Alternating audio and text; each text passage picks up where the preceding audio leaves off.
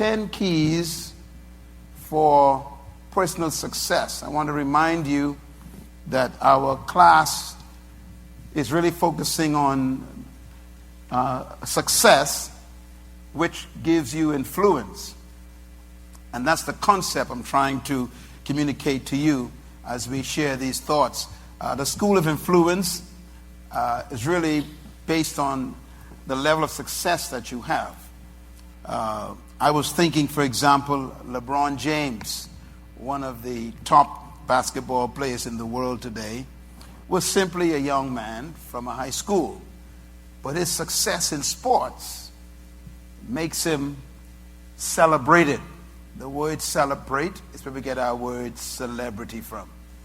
A celebrity is someone who the majority of the people celebrate, and therefore they consider them to be people of influence.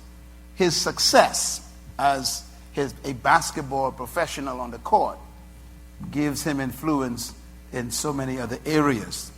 A young man won the MVP last night.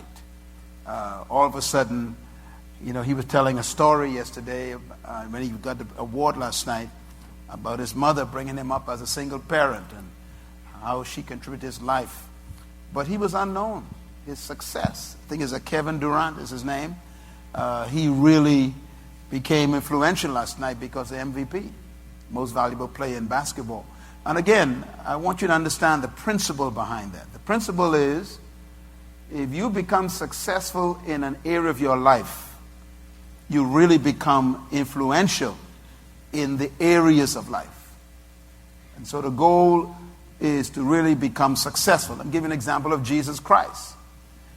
When Jesus came out of that little village called Nazareth, Nazareth only had 11 houses. That was main town. And it had one street. I went to visit Nazareth over 27 years ago, before it was built up. And they did excavations. The archaeologists found the original Nazareth. And Nazareth was built around a well, because wherever people found water, that's where they built a city or a village. And they discovered that Nazareth only had 11 houses. No wonder why Jesus was well known in that little town. When he went back to them, they said, can any good thing come out of this little town? They said, who do you think you are? But it was really a settlement. But when he was about to begin his ministry, he had to do something successful. What did he do? He went looking for a problem.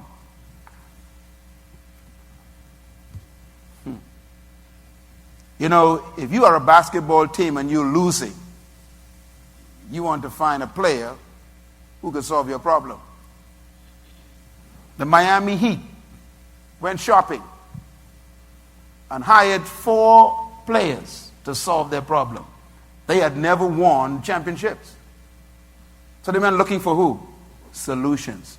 Success begins with identifying a problem to solve. So Jesus Christ knew, if I'm going to be successful, I must succeed in something. So he went looking for a problem. He found one. He found 3 young men at that time sitting on the beach with an empty boat. That was a problem.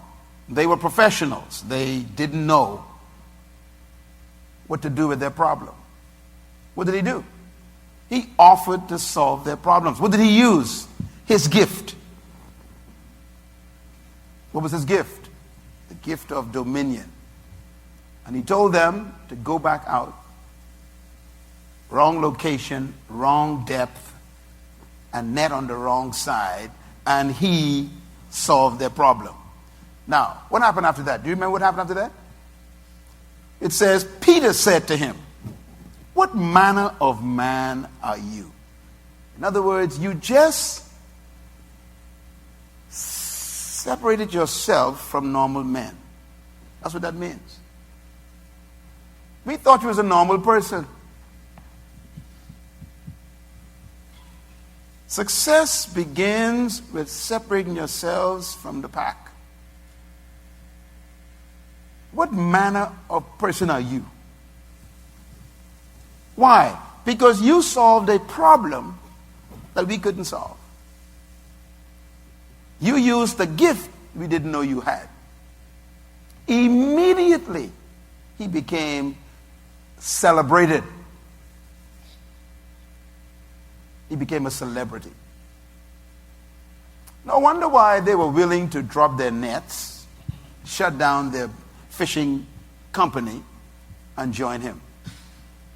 Because he became what? Successful in an area of life. Therefore, he became influential. Influence is the capacity to cause other people to listen to you or to follow you. What is influence? Oh dear. I guess I'm talking to myself. Let me talk to myself. Talk to the hand. Influence is the capacity to cause other people to listen to you or to follow you. That's influence. Suddenly they decided to listen to him. Then they went even to the point where they said, we will follow you. Influence is when other people change their priorities for yours.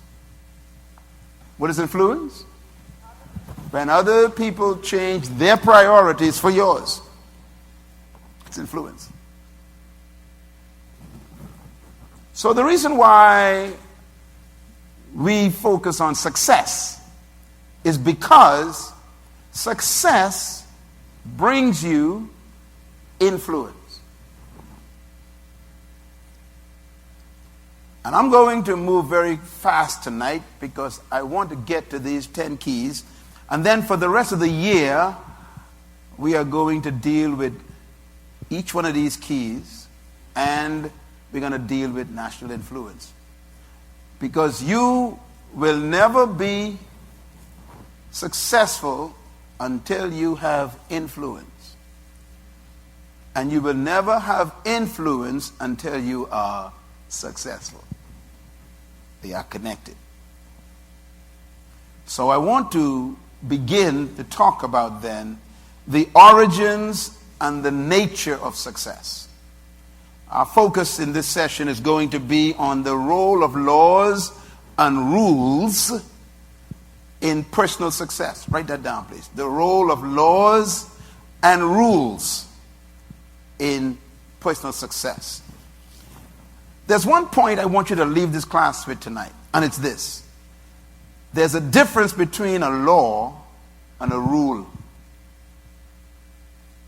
And rules can actually stop you from being successful. We'll explain this in this session. Anyone who wants to be successful must break the rules. Please listen to carefully. I'm going to give you an important lesson tonight. Your failure in life or your lack of success in life is related to the fact that you obey the rules.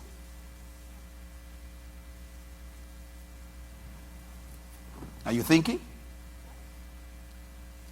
So don't confuse laws with rules. I want you to look at this slide, if you can see it from where you are, and I want you to say out loud the words that you see in this slide. Ready? Any word. Go. Intelligence, imagination, motivation, time, courage, confidence, ideas, hard work, creativity, will, focus, intelligence, imagination. And what's the last word? What's the big word? Success. I pulled out this slide because this slide has all the principles that lend to success. And each one of those words you may try and remember. Intelligence, motivation, imagination, will, very important, confidence, creativity, hard work, Courage. Time. Very important. You don't rush into success. So success is really an integration of a number of principles we're going to talk about tonight. I want to talk about these 10 keys or these 10 laws of success that I have used in my own life. And these keys or laws are immutable. They are also universal, and they can work anywhere in the world. These laws have no respect for your ethnic background, your pigmentation. They have no respect for your family upbringing or your culture, because laws are universal. They work for anyone if you learn them. Now, when we talk about success, I want to quickly define success for you so that you don't think that success is something else. Everybody wants to be successful, correct? I mentioned to you in my last few sessions that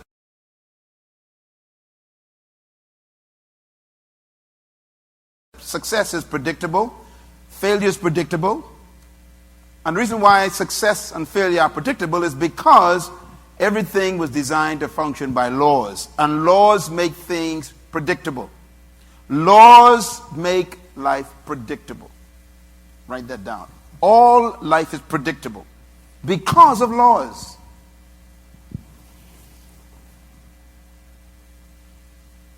And the reason why everything has laws attached to it is because God created everything to succeed. And that success is related to God's reputation. He wants to protect his reputation through his creation. Whatever God created is supposed to work. It's supposed to succeed. Whether it's a bird flying or a fish swimming or a tree bringing, its fruit, everything has to work by laws. That means you were designed by God as God's number one highest creation. Which means that then God has to create some laws by which you succeed to make his reputation successful. In other words, success is good for God. Now, success is not a pursuit. This is important. If you want to be successful in life, don't try to be successful in life. People are failures because they try to be successful. Successful people didn't try to be successful. They simply followed some laws. In other words, success is a result of obedience to laws. What did I say? Talk loud back to me. What did I say? Write that down and tweet that to somebody right now. Hashtag Myles Munroe. Success is what? A result. It's not a pursuit. In other words, success is a byproduct of an activity that you are involved in. LeBron James had no desire to be successful. He desired to be the best player, that's all. So he followed some rules. Last night, I heard them interview him after the Miami basketball team won by 20 points. And they asked him a question. They said, "How did you do it?" He said, "Well, we had a few days off. And instead of resting, we spent all the time on the gym shooting." In other words, on their break, they were working. What was he doing? He was following one of the laws. Hard work, even when you're off. He was telling us that his success is not something he desired to pursue, but rather he was more concerned about working a law. So that's important to understand. What is success? Let me define a couple of thoughts for you. First of all, success is not what you've done compared to what others have done. Why? Because you'll always find somebody less than you and better than you. So you can actually claim to be the first in the class and still be a poor student. I remember that happened to me when I was a kid in Western Prep School here in the Bahamas. I went home and I was so excited. I got 48 on the test. 48. And I got the top mark in the class. I went home and showed my mother my exams, my test. My mother punished me. She said, you got first in the class at 48. Two things has to happen. Number one, the teacher need to be fired. And number two, you are disgraced. That means everybody got less than 48. She said, 48 out of what? And that was the question. 48 out of what? See, success is not measured by what you've done compared to others. Success is measured by what you've done compared to what you were supposed to do. You were supposed to get 100. So 58 at the top of the class is failure because 100 was supposed to be success. So success is not measured by what you've done compared to what the others have done. It's measured by what you've done compared to what you should have done. In essence, success is the fulfillment of the original assignment or purpose for which the entire test was given. Your life, therefore, is measured by why God created you, not what you've done. Let me try it again. Your success in your life is not measured by what you've done, but by why God created you compared to what you've done. In other words, you could be a complete failure and everybody else thinks you are successful because you didn't do what God purposed for your life. Conclusion then is that success is simply fulfillment and completion of original purpose. The purpose for the exam is for me to get 100%. I got 48. So according to the examiner, even though I got the highest score, everybody failed, including me. Because the issue is not my comparison to the others who got less than me, but my comparison to what I was supposed to have gotten.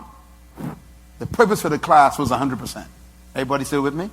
So success in your life is, first of all, discovering why did God create you? What was the assignment, the purpose for your birth?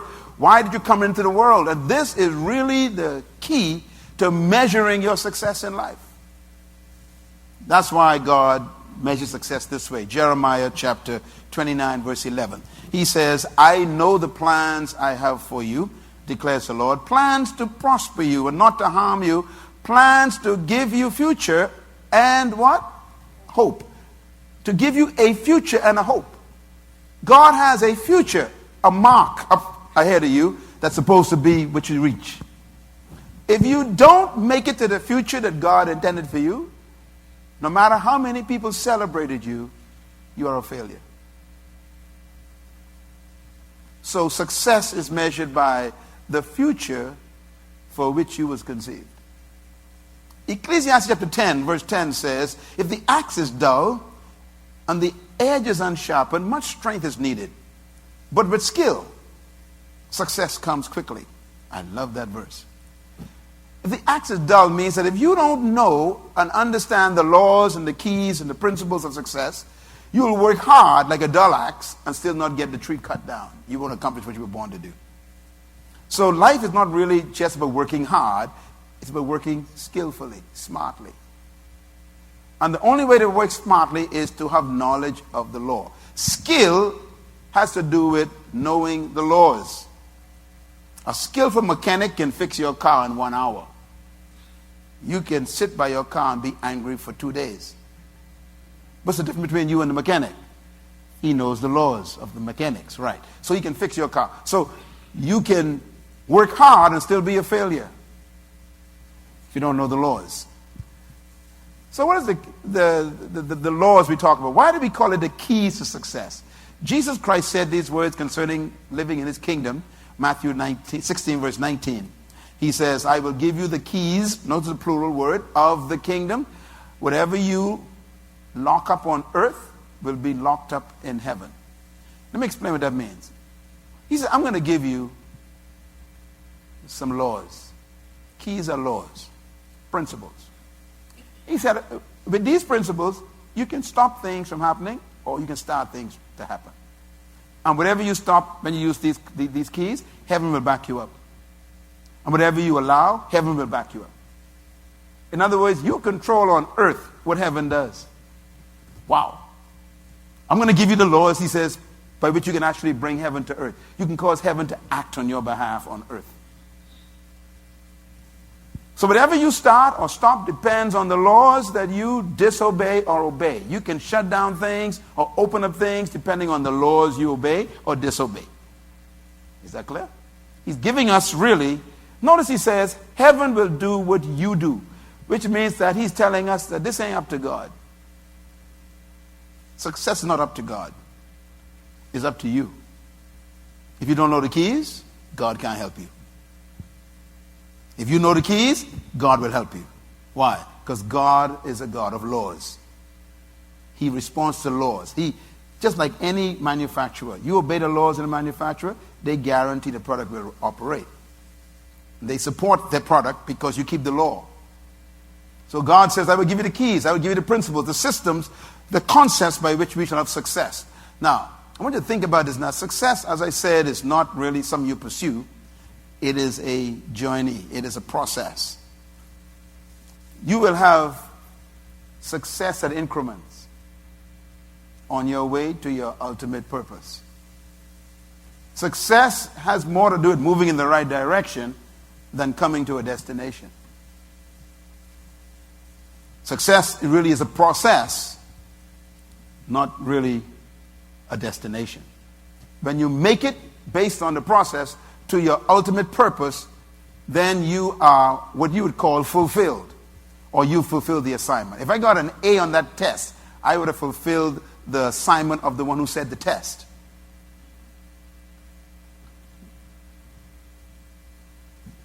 Maybe God does spank us when we bring 48% home. We are proud of something God's ashamed of. We tell God, look how good I've done. God says, you should see what you could have done. You've settled for this? You call this special? You call this success? You embarrass me, he says. And that's why I'm going to share with you the difference between laws and rules. Very important. The secret to success, Joshua 1, verse 8. God told Joshua the secret to success. Here it is. He says, keep this book of the law on your lips. Meditate on it day and night, so that you may be careful to do everything written in it. Then you will make your way prosperous, and you will have good success. God gave the responsibility of success to you, not to him. Read that verse again. God says, it's up to you, Joshua, whether you succeed or fail. And it depends on what? What do you see there? Come on, say it loud. What does it depend on? Laws. Yeah, thank you very much. Laws. I told you that success is predictable. You could actually reverse this verse. Let us reverse it, okay? If you do not keep this book of the law on your lips, and do not dwell in it day and night and meditate, and do not be careful to do everything in it, then you will make your way a failure and poor. Am I right? Yeah, it's reversed. It's predictable. So if you don't know the laws and don't obey them, then you can't pray for success. No one has ever been successful because someone prayed for them or because they prayed for it. Success is a result of obedience to laws. Am I clear? Okay. Why are laws so important? You can deal with this real quickly. Write this down. The key to life is order. Order comes from law. The source of law brings order. When you obey laws, you bring order to your life. The ultimate law, therefore, of life is law, because there's nothing more important than law. What does law do? Laws protect, sustain, preserve, they guard, and they promote life. If you obey laws, they'll protect you, they will guard you, they will preserve you, they will sustain you, and in the end, they'll promote you. If you always do what's right, I guarantee you, you will emerge to the top eventually. People who take shortcuts, people who sell drugs become rich, or people who sell their bodies, pay their bills, or people who compromise in their jobs to get ahead, don't worry about them. Don't be jealous of them. They will fail. They will fail. Because you cannot break a law. Laws break you.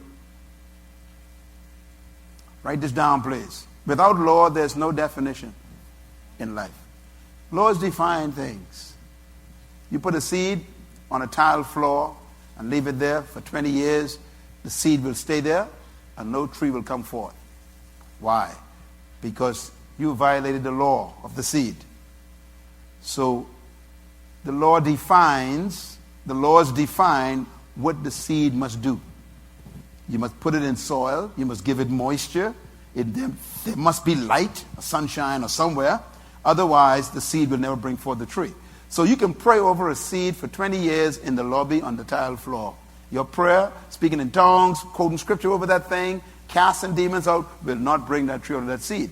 Because laws cannot be substituted by prayer.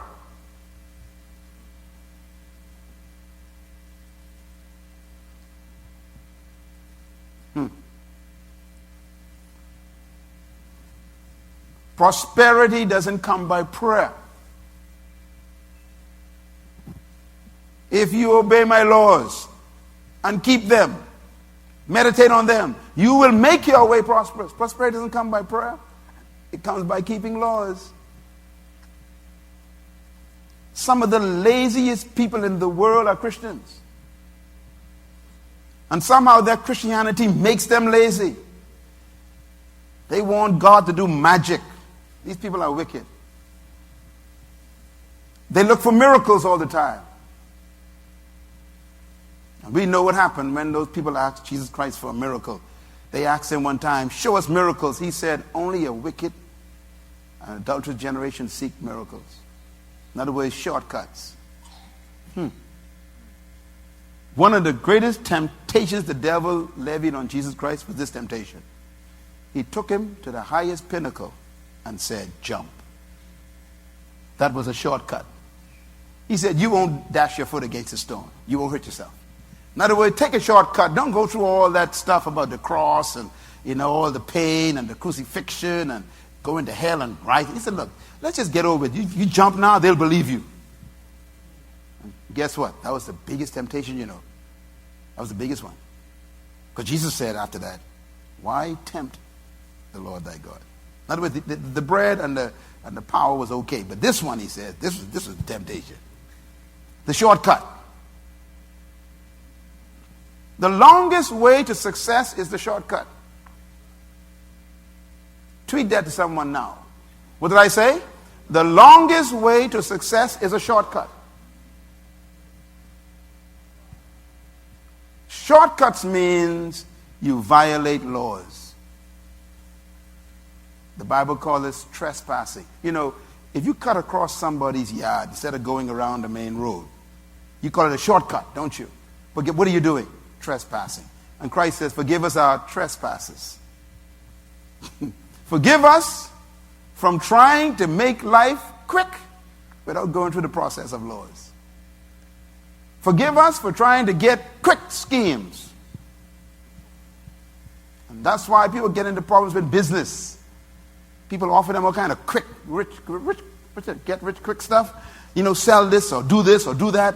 That's why gambling is really demonic. Not because you can't gamble, but because gambling encourages shortcuts.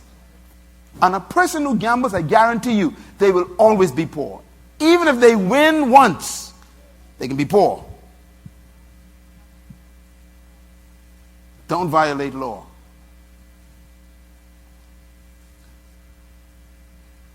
Now, I want to show you the difference between natural law and supernatural laws. Write them down. Number one, natural law is inherent in creation. That means it's built into creation. Number two, natural law establishes natural order. Number three, natural law regulates natural relationships. Notice the word natural is from the word nature. Natural, nature.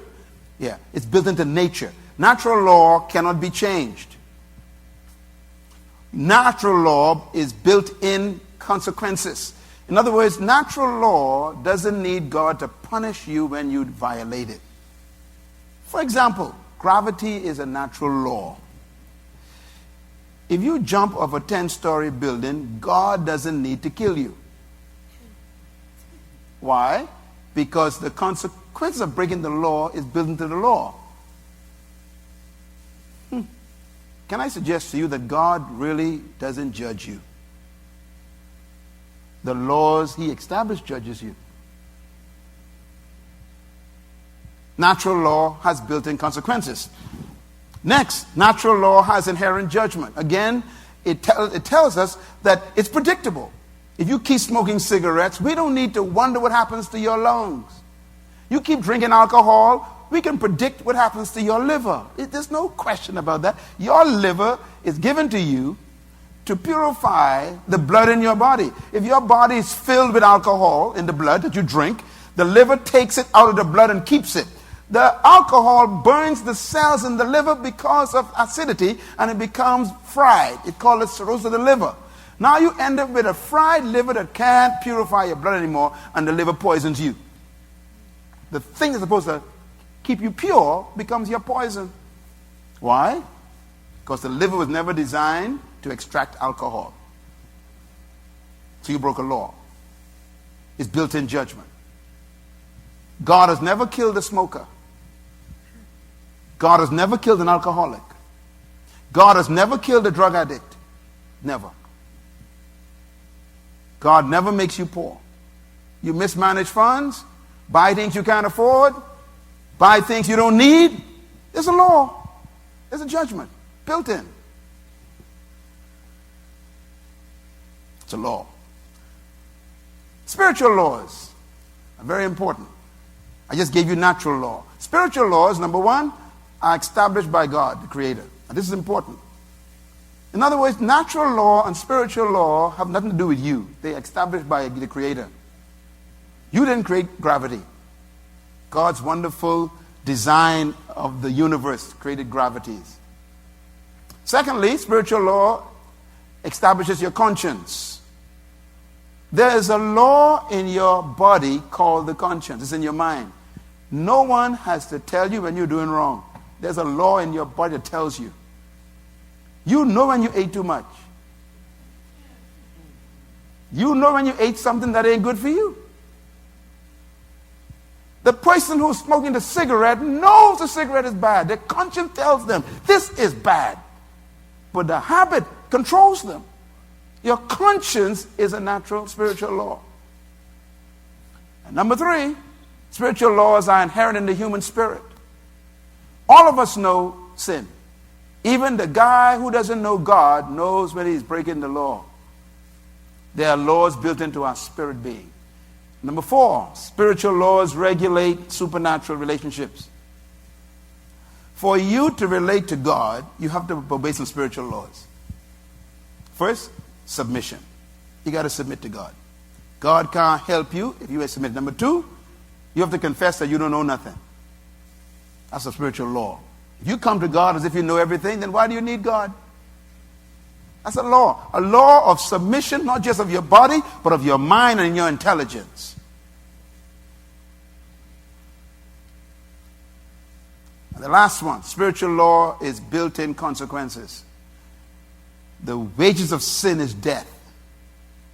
So when your forefather Adam sinned, God didn't put death on him. Death was built into the law.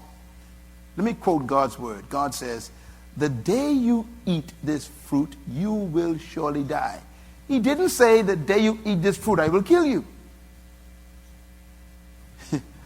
The dying was in the act of eating the fruit. In other words, disobedience has its own built-in consequences. God don't need to judge us. So that's how powerful laws are. Laws are so powerful. They have their own inherent judgment. You may think, for example, you're getting away with some private things God don't know about. God knows everything. He sees what you're doing when no one's watching. And God has given you some opportunity to sort this thing out because eventually it's going to destroy you.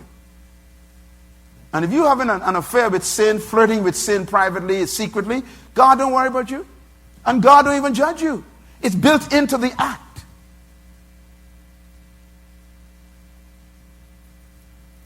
Laws are inherent. Now, the reason why I showed you that is because I want you to see the difference between laws and rules. because there's a difference between the two and it affects your success. Write this down. Law is the inherent principles that regulate nature of life and relationships in God's creation. I'm giving you a definition of law. Law defined is inherent principles. That means the built-in principles that regulate the nature of life and relationships within creation.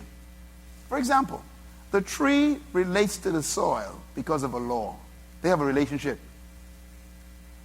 If the tree breaks relationship with the soil, no one has to kill it. The judgment is built in it. The fish must relate to the water. They got to get along real well. If the fish decides, I don't like you no more water, you don't need to kill the fish. Dies.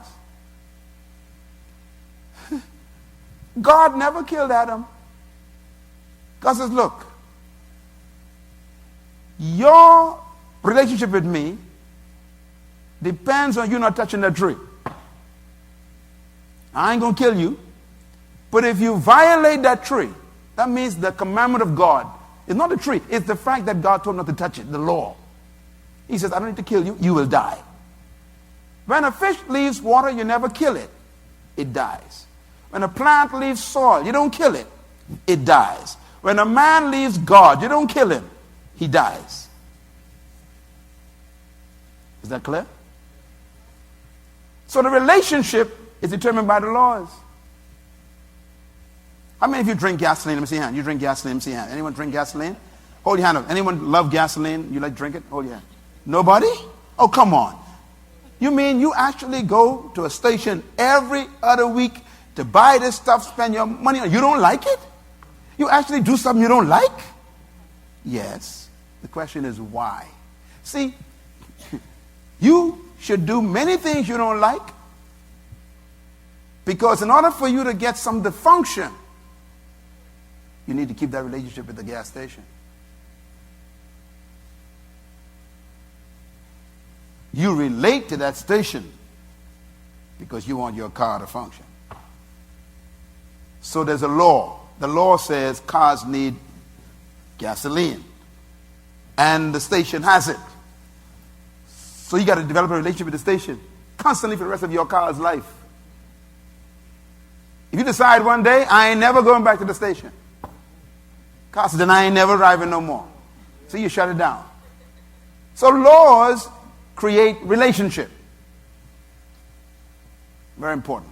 Number two, laws are both natural and supernatural, both physical and spiritual, to guarantee maximum fulfillment of purpose and potential. In other words, God created all the laws to work in your favor. The problem in life is simple, you know. We don't know the laws. So we come to life experimenting, guessing, hoping things work out. My real simple job for the rest of my life, the reason why I am doing what I do, the reason why you call me maybe a pastor or teacher, it's a simple job I have. My job is to teach you the laws. Every day I get up, I just teach laws.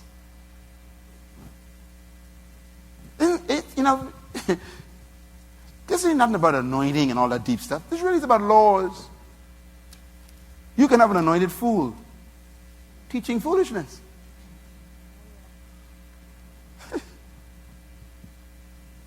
You got some good preachers who ain't know nothing but the laws. They make you shout, ha, ha, ha, ha. In the end, you didn't learn nothing. No laws. You just had a good sweat. You're still broke, poor, depressed, frustrated, don't know how to succeed, and you've been going there for 50 years. Because it's not the preaching that sets you free. It's the truth of the laws that set you free. And that's why we have this class. This class is about law. Let's talk about the law of nature. Law is essential to life. Law is necessary for all relationships.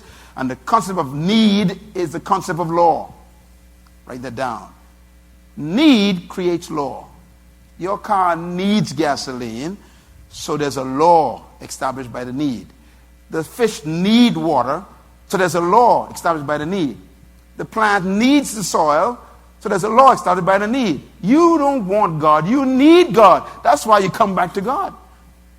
People think that coming to God is a religious experience or something. No, it isn't. It's you catching your senses, that's all. Without God, you can do what? Nothing, the Bible says. Without the water, the fish can do nothing. Without the soil, the plant can do nothing. Without God, you can do nothing, he says. This is not a matter of choice. It's a matter of need. You don't want God. Fish don't want water. It's a law. Write this down. Plants need soil. Fish need water. Birds need the air, the freedom. Trees need carbon dioxide. They don't want it. And humans need oxygen. Now the problem with this is humans don't produce oxygen. And they need it to live. So there's a law. The humans got to protect the trees. That's a law. Every time you kill a tree, you're threatening your own life. So this is why governments are actually fining people who are cutting the forest. Because they are about to destroy human life on earth. And so actually there are countries like Guyana or Brazil or Colombia where the largest amount of trees exist in the world. They call it the Amazon forest. That is really an oxygen factory. So the United Nations is actually paying these countries not to cut trees down. Isn't that amazing? Maybe the Bahamas should start a new industry, tree planting. You can plant so many trees on these islands that they will pay you to keep the trees. Because the trees are the manufacturers of oxygen which we need. Law. In other words, law can bring you money if you understand the laws. All right. Challenging laws. Now, when you challenge laws, you put yourself in a predicament. And I'm going to make a statement now. Please buy this CD, everyone, because what I'm saying is the key to your life. This whole CD is important for you to get. I'm teaching you stuff that took me 45 years to learn, and I'm giving it to you in 45 minutes. Write this down.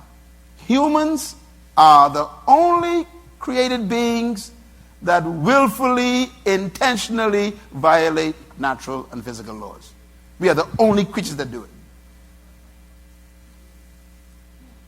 Fish never leave water. Plants never leave the soil. They don't challenge the law. We are the only creatures God created that question the law, challenge it, violate it, intentionally, willfully walk away from it. We are amazing creatures. And that's why there is global failure all over the world. In every culture, every race, every ethnic group, people are failing by the billions because they disobey laws intentionally. All other created things submit to law. They obey natural law and spiritual law. You know, do you remember Lucifer? Lucifer was created as a cherub. Cherub. A cherub is an angel that was created by God to carry out certain responsibilities. For example, there are 3 cherubim that we know of. Cherubim is a plural word. Cherub means singular. There are 3 cherubim. One we know of is Michael. Right? The Bible talks about Michael. The second one we know about is Gabriel. It's a cherub. And the third one we know about was Lucifer. Now, all 3 of them was created by God for a specific purpose. Let me give you the purpose for each one. The Bible talks about it. Michael was created by God to be a warrior. He's a warrior. So any time God wanted some angel to fight, it was always Michael who showed up. Gabriel never was called to fight anybody. Gabriel was created by God to be director of communications. Every government needs a military. They need a Department of Communications. And they need a Minister of Culture. Guess who that was? Lucifer, in charge of culture. Music, sound. Okay. If you study the Bible, whenever there was warfare that was needed, Michael showed up. Remember when Daniel was praying? Who showed up? Michael. Do you know who cast Satan out of heaven? The Bible says Michael. He's the fighter. Whenever God wanted someone to bring a message, Michael never showed up. It was always Gabriel. In every place there's a message coming from God, Gabriel showed up. It was Gabriel who came to Mary. Because he's a communicator. He's the messenger. Lucifer was director of music and culture. What did he do? It was a law that you stay in your place. He decided to remove himself from his position. Let me tell you what a demon is. A demon is simply a person out of position. You don't need to kill them. They are naturally tormented. Tormented. The word torment is what the word demon means. Demon means tormented one. Tormented one means somebody who's in a place where they're supposed to be, so they ain't never comfortable. Now, there may be demons in this room. Humans. That's why you are tormented. You are doing something you were not born to do. And that's why you hate going to that job. Because you're not built for this job. It torments you. And you torment everybody in it too. I know why I come here. This old lousy job. I won't go home when it's lunchtime. See, you torment everybody around you. Why? Because you tormented. Because you are out of your purpose. It's a pleasure to be around someone who's supposed to be next to you.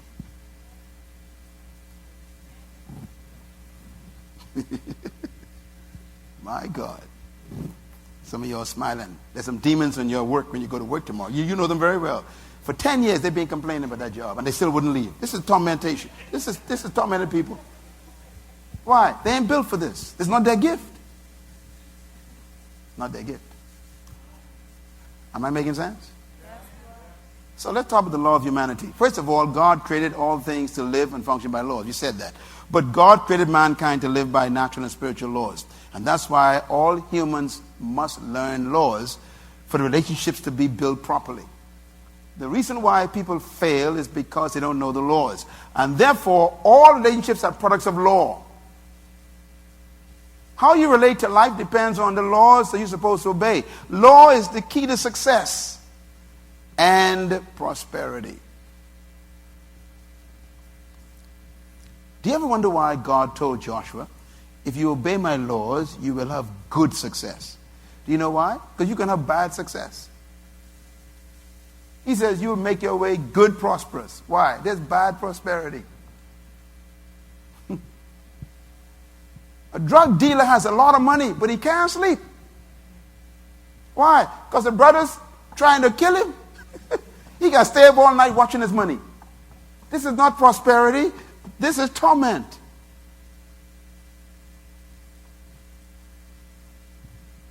Law is the key to success and relationships. And so, again, I encourage you to listen carefully during this series for the laws. And that's what we're going to learn.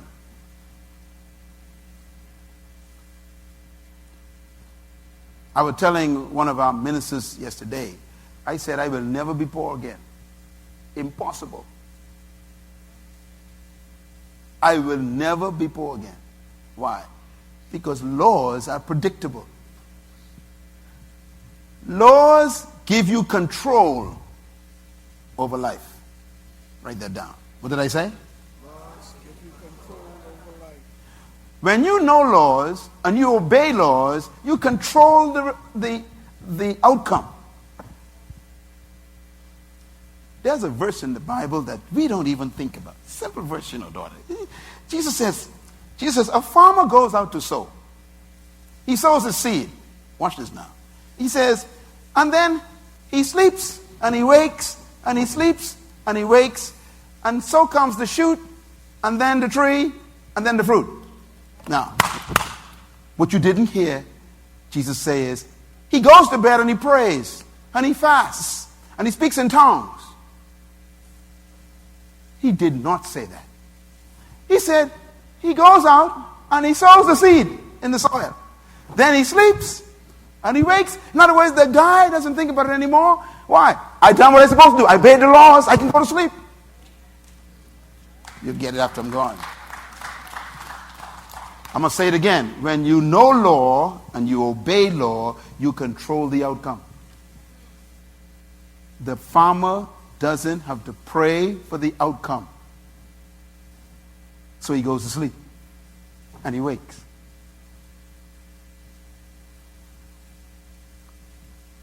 After you go to the gas station and you fill your car with unleaded gasoline, do you pray for the car to run?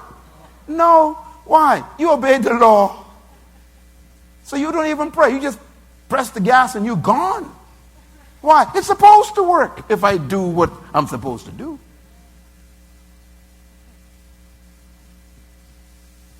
Laws. Law and wisdom. It's very important. Knowledge of laws and principles are the source of wisdom. The Bible says, in all you're getting, get wisdom. And if it costs you all you have, get understanding. Write down the scripture. It is Proverbs chapter 4, verse 7. Write that down.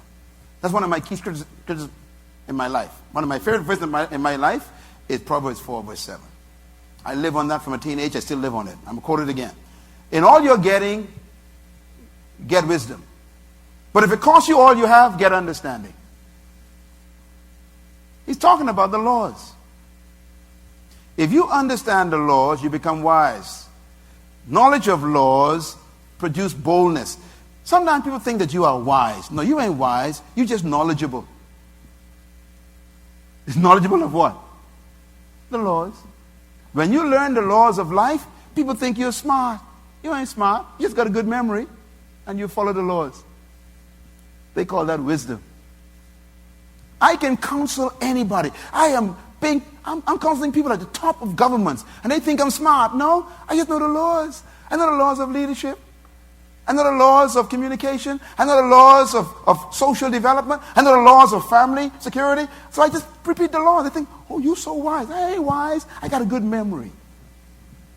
And they'll pay you for a good memory because the laws make sense.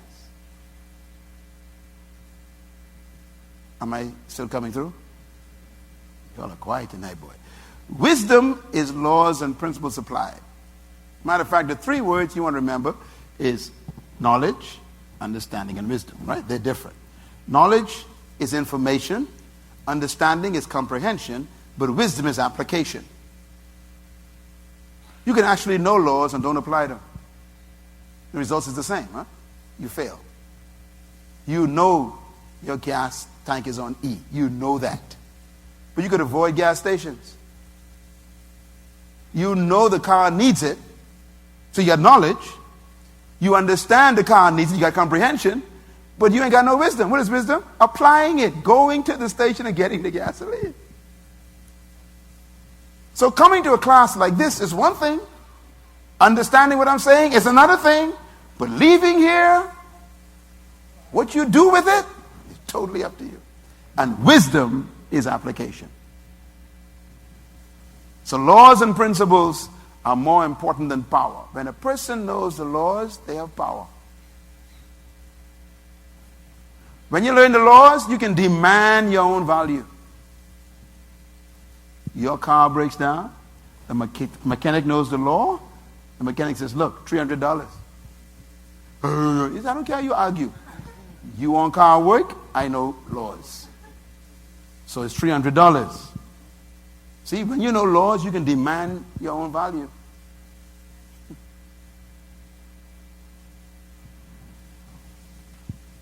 I can almost hear you thinking, why didn't I hear this 25 years ago? Because you were in the wrong place. Now you're in the right place. You are at Diplomat Center at Bahamas Faith Ministries. You're in the right place. Give God a hand for being in the right place. All right. Laws versus strength. Now, notice I talk about laws versus wisdom. But let's talk about laws versus strength. Sometimes a strong person is not smart. Let's read what the Bible says in Joshua 1 again. God told Joshua, be strong and courageous. How? He says, by keeping the laws. Your strength is proven by the laws you know and the laws you obey. A strong person is a person who keeps law. I ain't talking about ritual laws now, I'm talking about the laws that God built into life, inherent laws. The 10 Commandments are actually divine laws. You can't change them. I was thinking the other day, and God said, do not kill. Do not kill.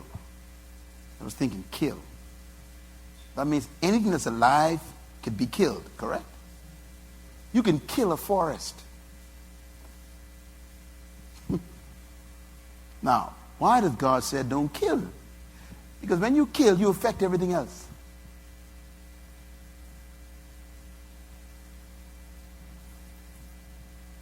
You affect everything else. So these are divine laws. You protect life. You preserve life. Make your way prosperous. Now, I want to wrap this up with the difference between laws and rules. It's very important. I'm going to give you the 10 laws. We can close on that. And then I want you to don't miss a session. So we can deal with each law separately. So you can know them. Okay? Let's talk a little bit about this. True principles and laws are never broken. Violation of law is impossible. You don't break laws. That's number one. Number two, true principles and laws can never be violated. If you jump from a 10-story building, you didn't violate gravity. Gravity violated you. When you jump from a 10-story building, you didn't push yourself down. Gravity pulled you down. Do you know the difference? You didn't fall if you jumped from a 10-story building. You were pulled down. If gravity didn't exist, you would have floated.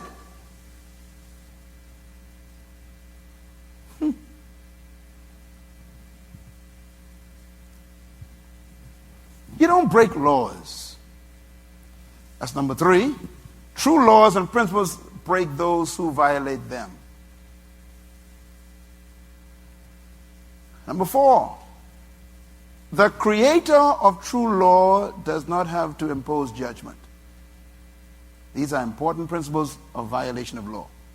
Number five, judgment is inherent in true law principles, built into them.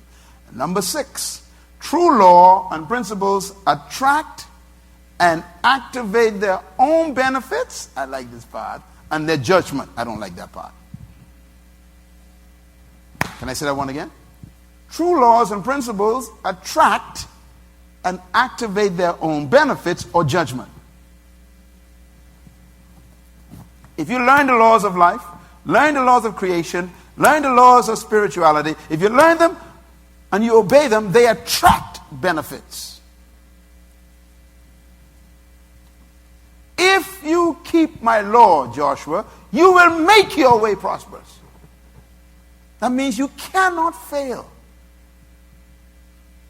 Failure and success is not up to God. God's finished. He's created the whole thing. He put it in motion.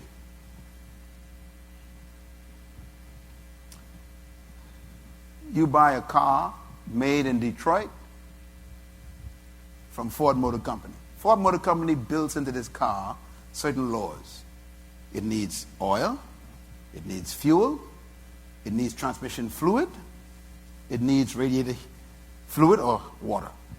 They decide that, and then they ship it out to you to the Bahamas. Okay, no problem. They say if you give this car everything it needs, all the laws it needs, needs laws, it will function for you.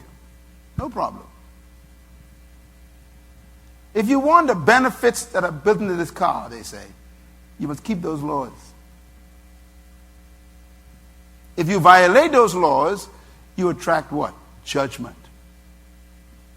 The car shuts down, doesn't serve you, you become a failure. It becomes a failure because you violate the laws. So, laws have their built-in benefits and judgment. What's the benefits of law? Number one, laws and principles protect the product. Number two, laws and principles preserve the product. Number three, laws and principles serve the product. Number four, laws and principles guarantee product function. Number five, laws and principles simplify product operation. This one is important. If you know the laws, operation becomes very easy. You know, some of you got an iPad, you're working with that, right? You learn some basic things with iPad, right? That the laws, how it functions. And when you bought it, sometimes they have it built into the iPad. They have a function that says this will teach you how it functions. So you can press that and it teaches you how this product functions. That is there to protect the product from abuse. So laws and principles simplify product operation. Once you know how it operates by the laws, then you don't need to pray. You don't need to pray about how to operate your iPad, do you? Just learn the laws. At least in number 6, laws and principles bring peace and confidence. When you know the laws, you are confident. Why can I teach in this class with so much confidence? Because I know the laws and I know what I'm saying is true because I actually am a result of them. I learned them, tested them, proved them. They work. So I can speak with confidence. These laws work.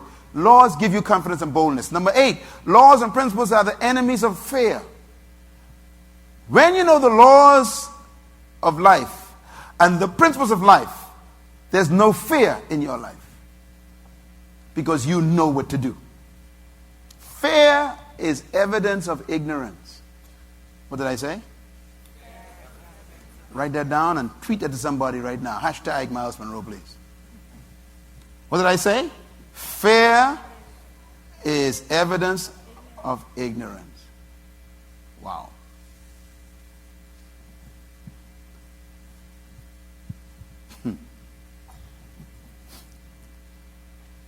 If you know you got $100,000 in the bank and everybody panicking, they ain't got no money, are you going to panic? Why you not going to panic? Now, you can't see the money, they can't see the money. But how come you're not panicking right next to them? Because you know something. That's all. Knowledge reduces fear. Jesus Christ had no fear of death. Now, that wasn't because he was God. He told us why. He said, my Father told me that if I lay my life down, I could take it up again. That knowledge made him fearless of death. It was the information that gave him the confidence and the boldness. When you know laws, they cancel fear. And now you can see why laws are so important. Let me teach the laws of success. Law is the foundation, again, I repeat, of inherent in creation. It is the glue that holds the universe together. Everything exists by law. Everything exists on law. Everything exists for law. And without law, there is no success. Now, why is law so important? I want you to read this verse. And by the way, I want to say this because right now there's some people preaching around the world about grace. I'm not against grace, but I'm against the teaching that grace cancels law. Be very careful. You overdose on grace and you start abusing law. Overdose on grace and success runs from you. You overdose on grace and you use grace to break law. Grace doesn't cancel law. Grace positions you to keep the law. Let me prove it. The first statement of Jesus Christ on earth, when he came to earth about law, is found in Matthew 5, verse 17. Read it out loud with me. Go. Do not think, he says, that I have come to abolish the law or the prophets. I have not come to abolish the law, but to fulfill them. And I tell you the truth. Watch this now. Until heaven and earth disappears. Is earth still here? Heaven still up there? Good. He says, until they disappear, not the smallest letter or the least stroke of the law will disappear from the law until everything is accomplished. The earth's still here. Wait, it gets better. Read. Anyone who breaks one of the least of these laws and teaches others to do them, to do that, will be called least in the kingdom of God. Read the last part. It's about me. But whoever practices and teaches these commandments will be called great in the kingdom of heaven. I'm a great man. Are you great? Yes, because you learn how important laws are. You can teach others, right? You become a great. Christ says I'm great, not me. I am great in the kingdom of God because I teach you to keep law, not to keep grace. Grace forgives you so you could keep laws again. Yeah. Please get my series in the bookstore on law and grace. It'll help you. Now, I can't wait to get to this part here. Laws and tradition. Laws and tradition are different. Traditions can give you failure. Most people fail because of tradition. If you're going to be successful, you have to break tradition. Somehow we've made tradition and law the same. They are not. Let's read Matthew chapter 5, verse 20, the words of Jesus Christ out loud. Read. For I tell you that unless your righteousness surpasses that of the Pharisees and teachers of the law, you will not enter the kingdom of heaven. Now, that word righteousness means what? To be realigned with God's laws. Okay? So he's talking about the difference between tradition and laws. If you don't believe me, read the next verse. Matthew 15:2. Read. Why do you disciples break the rules or traditions of the elders? Stop reading. Notice the word or between what? Rules and traditions. They are the same. Okay, read it again. Why do your disciples break the rules or the traditions of who? The elders. Who? The elders, not God. Follow me now.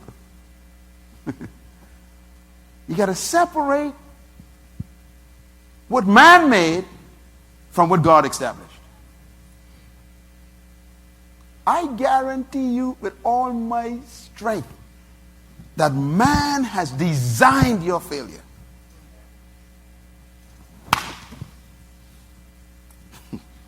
I don't trust no law of man. None.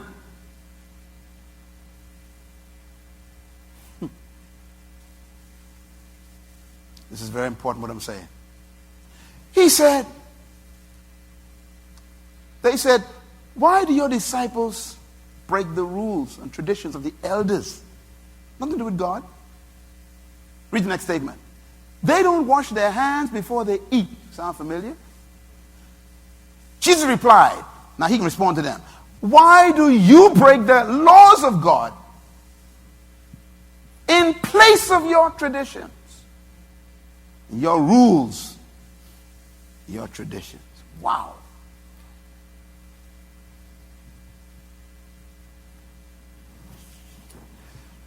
Help me, Lord. The difference between law versus rule. Get your pen. This is fresh stuff of the wire. Remember this all your life. My cyber members, write this down, okay? What is law versus rules? Number one, a general rule or principle that is thought to be true or held to be binding. The world calls that law. It's a rule. Number two, in the world, let's say that a statement of a scientific fact or phenomenon that is invariable under given conditions. They call that law. Now, that's not necessarily true, because God violated many facts. Like walking on water violated a scientific fact. Opening the Red Sea. Some say they ain't real. It happened. But God violated the natural facts. Number 3, they say laws are principles set out in the Bible, especially the Pentateuch, which is the first 5 books of the Bible. Matthew, Mark, Luke, Genesis, Exodus, Leviticus, Numbers, Deuteronomy is the Pentateuch, the laws of God. They also say that laws are a rule or conduct or procedure recognized by a community as binding or enforceable by authority. This is dangerous stuff here. Law is a rule of conduct or procedure recognized by a community as binding or enforceable by authority. This is dangerous stuff. For example, in America some years ago, they made a rule that black people were only 2/3 humans. That means they were half animals. That was a law in America, right? So they expected the procedure to follow that. That means a black man could never be treated like an equal human to anyone else. So he was sold like you sell animals. It's called slavery. Why? Because there was a rule that produced that conduct. Watch this. And it was accepted by the community. So the white community in America accepted the rule that black people were not humans. They were just partially animals. So to sell them and to treat them like animals, to beat them and to burn them and to brand them with a hot iron was just like branding a cow. It's not, after all, the rule is accepted in the community that you ain't a real human. So the whole concept was based on a rule created by the community. And it was binding and enforceable by authority. That means authority gave you the right to buy a slave, to beat a slave, to brand a slave, and to sell a slave. The community made that enforceable. That's how dangerous the law is. Now, what happened to that? Well, you get people who rose up and says we are against the rule. Why? Because there's another law. The law says that all humans are equal, made in God's image. So they define another law. They got that law from where? Genesis, right? So they say, okay, we found a divine law that says all humans are equal. So the law became more important than the rule.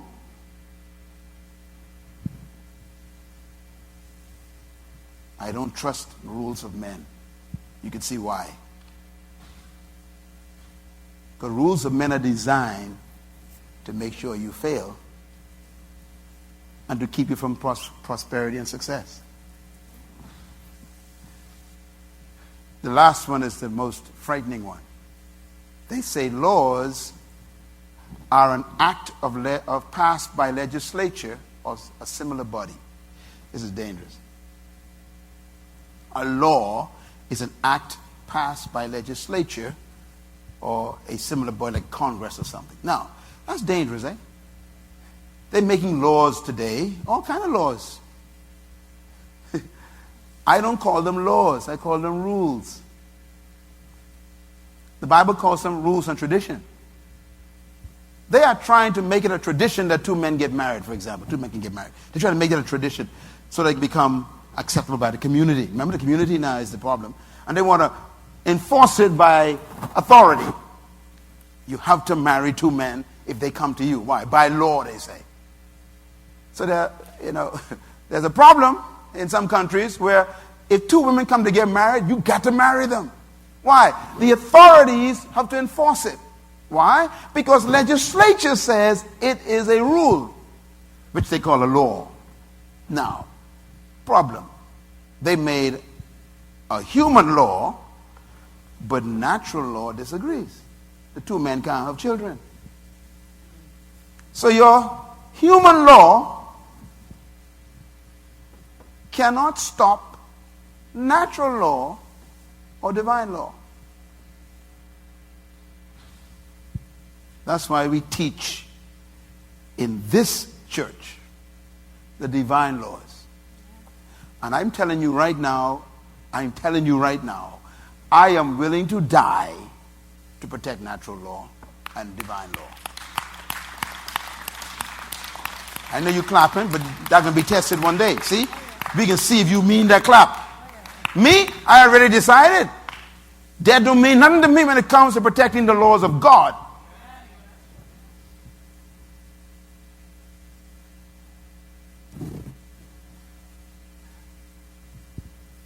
So here's the bottom line. The difference between rules and laws. Number one, laws are more important than rules. What did I say? Tweet that right now to someone and hashtag Myles Munroe. Number two, these are principles. Laws are different from rules. Number three, rules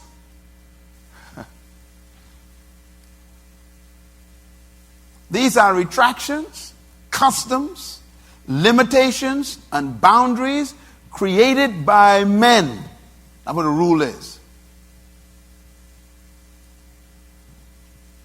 Men retract from the divine laws. They create customs. They create limitations. That's what a rule is. It's a limitation.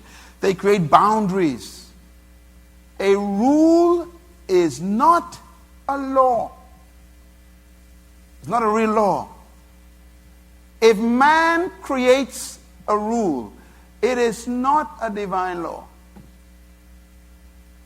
See, man was designed by God to protect natural law and divine law. What man has attempted to do is to create a third set of laws, which are his own laws. And many times, those laws violate the first two laws, natural law and divine law. That leads to point number 4. Laws should never be subject to rules.